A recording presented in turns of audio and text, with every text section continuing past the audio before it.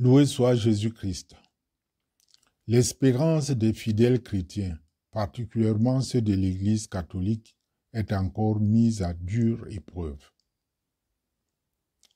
Tu es pierre, sur cette pierre je bâtirai mon Église, et les portes de l'enfer ne prévaudront jamais contre elle. Telle est la sentence de Jésus en Matthieu 16, 18 rapporté. Quiconque se dit chrétien devrait donc se préoccuper de ce que la fonction, le ministère pétrinien soit pourvu, effectif et pérenne. Le pape n'est pas un surhomme. Le pape François finira par partir un jour vers le Seigneur. Mais ce départ ne doit pas être préjudiciable à la pérégrination de l'Église à travers sérénités et tempêtes. C'est pourquoi nous devons prier pour la santé du pape François, afin que le Seigneur le prenne en grâce et le dispose selon son bon vouloir.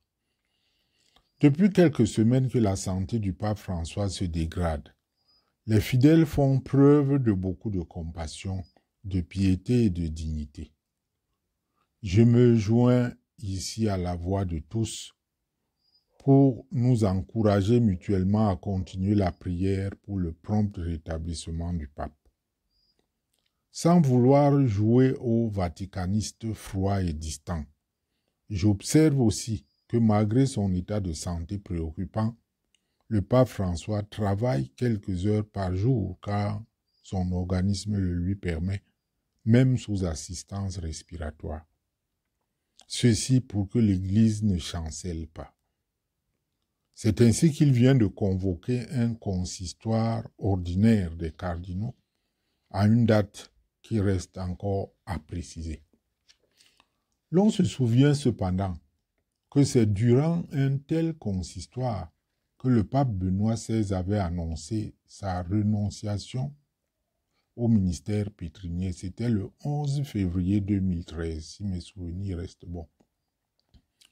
Après une audience accordée à ses plus proches collaborateurs à partir de son lit d'hospitalisation, la salle de presse du Vatican a signifié au monde que le pape François travaille toujours. Il a traité avec eux deux questions, deux dossiers particuliers, le dossier de canonisation qui était déjà prêt, mais il a aussi convoqué un consistoire pour approuver ces canonisations. Je disais, la date du dit consistoire n'a pas été publiée. Le pape est souverain pour convoquer cette réunion des cardinaux. Toutefois, elle est encadrée par le code du droit canonique et n'est pas l'effet d'une fantaisie.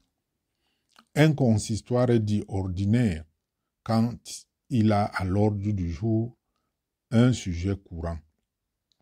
Tel est le cas cette fois-ci des canonisations, mais un consistoire est aussi extraordinaire. Des fois, quand le pape décide de consulter solennellement tous les cardinaux pour une affaire particulière.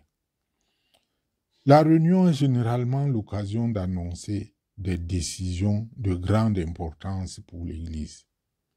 La liberté du pontife romain est souveraine, bien sûr.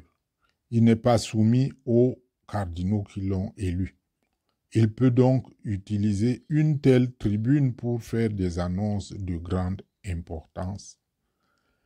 Restons unis dans la prière, restons attentifs. Loué soit Jésus-Christ.